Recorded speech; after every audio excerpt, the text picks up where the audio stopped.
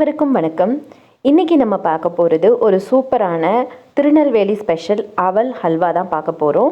இது பண்ணுறது ரொம்ப ஈஸிங்க. இதுக்கு நான் ஒரு கப்பு கார்ன்ஃப்ளவர் எடுத்திருக்கேன், ஒரு கப்பு அவல் எடுத்திருக்கேன், ஒரு கப்பு வெல்லம் எடுத்திருக்கேன். ஸோ 3 ஒரே ரேஷியோவில் எடுத்துக்கணும். அப்புறமா கொஞ்சமாக டேட்ஸ் எடுத்திருக்கேன், சாப் பண்ணி வச்சுருக்கேன். அப்புறமா நட்ஸு கொஞ்சம் எடுத்திருக்கேன். நீங்கள் இதுக்கு 3/4 கப்பு இல்லை அரை கப்பு நெய் தேவைப்படும், அதை எடுத்து வச்சுக்கலாம். இதுக்கு ஃபஸ்ட்டு கொஞ்சமாக நெய் விட்டுட்டு நம்ம இந்த நட்ஸு எல்லாத்தையுமே வறுத்து தனியாக எடுத்து வச்சுக்கலாம். ஸோ இந்த நட்ஸு வறுத்த நெய்யிலேயே நம்ம அவலையும் போட்டு வறுத்து எடுத்துட போகிறோம்.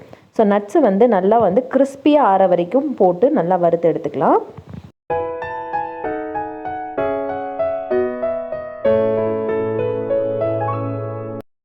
இப்போ பார்த்தீங்கன்னா அதே நெய்யில் நான் ஒரு கப்பு இந்த சிவப்பு அவல் எடுத்திருக்கேன். நீங்கள் நார்மலாக இருக்கிற வெள்ளை அவல் கூட எடுத்துக்கலாம்.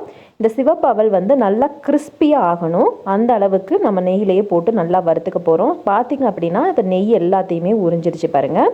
ஸோ பாருங்கள், நல்லா கிறிஸ்பியாகவும் ஆகிடுச்சு, நல்லா பொரிஞ்சு வந்திருக்கு பாருங்கள். இதை தனியாக எடுத்து வச்சுக்கலாம்.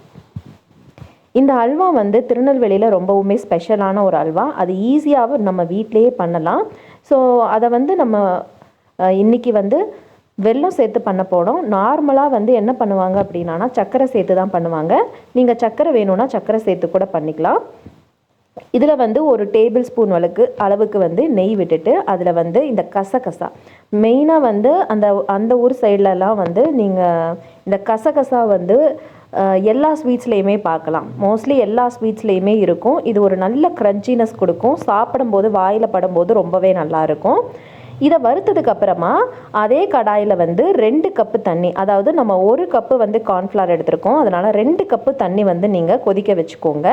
அது நல்லா கொதித்து வரும்போது நம்ம கார்ன்ஃப்ளவரை கொஞ்சமாக தண்ணி விட்டு நல்லா கரைச்சி வச்சுருக்கோம், அதையும் ஆட் பண்ணிடலாம்.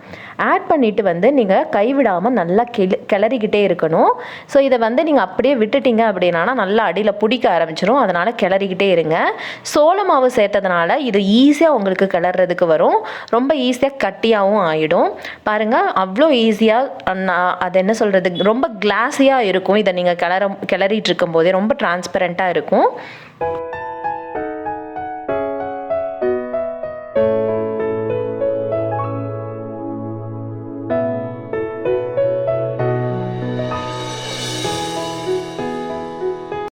கிளறும் போது பாருங்கள் ஓரளவுக்கு கட்டி ஆகிடுச்சு, இனிமேல் அடி பிடிக்க ஆரம்பிச்சிரும். அதனால் நான் கொஞ்சமாக நெய் விட்டுருக்கேன். நெய் விட்டுட்டு நீங்கள் கிளறினீங்க அப்படின்னா அப்படியே ஒட்டாமல் வரும்.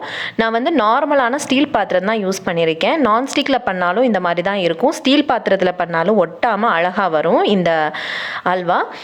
அப்புறமா ஒரு கப்பு நான் வெல்லம் எடுத்திருக்கேன். நீங்கள் வெல்லத்துக்கு பதிலாக நாட்டு சர்க்கரையோ இல்லை நார்மலான வெள்ளை சர்க்கரையோ ஆட் பண்ணிக்கலாம். நீங்கள் வெள்ளை சர்க்கரை ஆட் பண்ணும்போது உங்களுக்கு கலராக வேணும் அப்படின்னா நீங்கள் ஃபுட் கலர் கூட ஆட் பண்ணிக்கலாம். பட் நான் வெல்லம் ஆட் பண்ணதுனால அதனுடைய கலரே ரொம்ப நல்லாயிருக்கும், அதனால் நான் எந்த ஃபுட் கலரும் ஆட் பண்ணலை. பாருங்கள், இது நல்லா கரையட்டும். உங்ககிட்ட நல்லா தூள் பண்ண வெல்லம் இருந்துச்சு அப்படின்னா நீங்கள் அதை யூஸ் பண்ணிக்கலாம். பாருங்கள், நல்லா கரைஞ்சிருச்சு.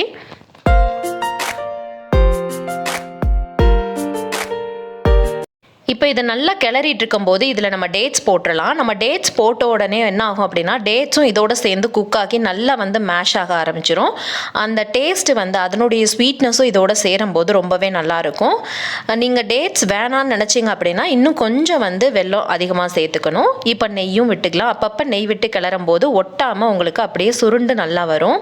இப்போ பார்த்தீங்க அப்படின்னா நல்லா சுருண்டுட்டு வந்துட்டுருக்கு. இப்போ நம்ம ஏற்கனவே வறுத்து வச்சுருந்த முந்திரி, இந்த பாதாம் எல்லாத்தையுமே இதில் நம்ம சேர்த்துடலாம்.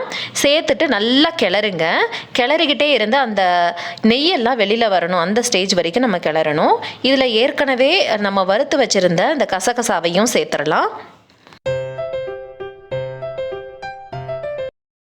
இப்போ பார்த்தீங்க அப்படின்னா கடைசியாக நம்ம வறுத்து வச்சுருக்கிற இந்த அவலை சேர்த்துடலாம். இந்த அவலை சேர்த்துட்டு நீங்கள் ரொம்ப நேரம் கிளறணும்னு தேவை கிடையாது. ஏன் அப்படின்னா அந்த கிறிஸ்பியாக இருந்தால் தான் அந்த அவல் சாப்பிடும்போது நம்ம வாயில் படும், அந்த டேட்ஸ் நம்ம வாயில் படும்போதும் அந்த நட்ஸ் நம்ம வாயில் படும்போது ரொம்ப நல்லாயிருக்கும். இது ஒரு சிம்பிளான அல்வா தான், வீட்லேயே நீங்கள் செஞ்சு பார்க்கலாம். பாருங்கள், அரை கப்பு நான் அவல் எடுத்திருக்கேன். அதாவது ஒரு கப்பு அவலும் ஒரு கப்பு கார்ன்ஃப்ளவரும் எடுத்ததுக்கு எவ்வளோ நமக்கு அல்வா கிடச்சிருக்கு. ஸோ இதை வந்து நீங்கள் வீட்டிலையே ஈஸியாக செஞ்சு ஒரு பாக்ஸில் ஸ்டோர் பண்ணி ஃப்ரிட்ஜில் வச்சுடுங்க. ஒரு வாரம் வரைக்கும் கெடாது. ஏன்னா நம்ம ஃபுல் அண்ட் ஃபுல் நெய் போட்டு தான் கிளறி இருக்கும். அதனால் அவ்வளோ ஈஸியாக வந்து கெட்டு போகாது. நீங்கள் ஒரு வாரம் வச்சு சாப்பிட்லாம். இப்போ வந்து ஒரு நெய் தடவுன கடாயில் ஒரு பிளேட்டில் வந்து நான் பரப்பி விட்டுட்டேன். இது ஒரு 10 to 15 மினிட்ஸில் நல்லாவே செட் ஆகிடும். கார்ன்ஃப்ளவருங்கிறதுனால நல்லாவே இறுகிடும். ரொம்ப சூப்பரான ஹல்வா, அதுவும் நம்ம வீட்டிலையே அவ்வளோ சூப்பராக க்ரன்ச்சியான ஒரு அல்வான்னு சொல்லலாம். நார்மலாக அல்வாவை வாயில் போட்டால் கரையும்னு சொல்லுவாங்க. பட் இந்த அல்வாவை நீங்கள் நல்லா வந்து கடித்து சாப்பிடும்போது அது ரொம்பவே நல்லாயிருக்கும். கண்டிப்பாக உங்களுக்கும் இந்த திருநெல்வேலி ஸ்டைல் அவல் அல்வா பிடிச்சிருக்குன்னு நம்புகிறேன். பிடிச்சிருந்தா கண்டிப்பாக வந்து என்னோடய சேனலை சப்ஸ்கிரைப் பண்ணுங்கள், லைக் பண்ணுங்கள், ஷேர் பண்ணுங்கள், கமெண்ட் பண்ணுங்கள். இன்னொரு சூப்பரான வீடியோவில் சந்திக்கலாம். பாய். தேங்க்ஸ் ஃபார் வாட்சிங்.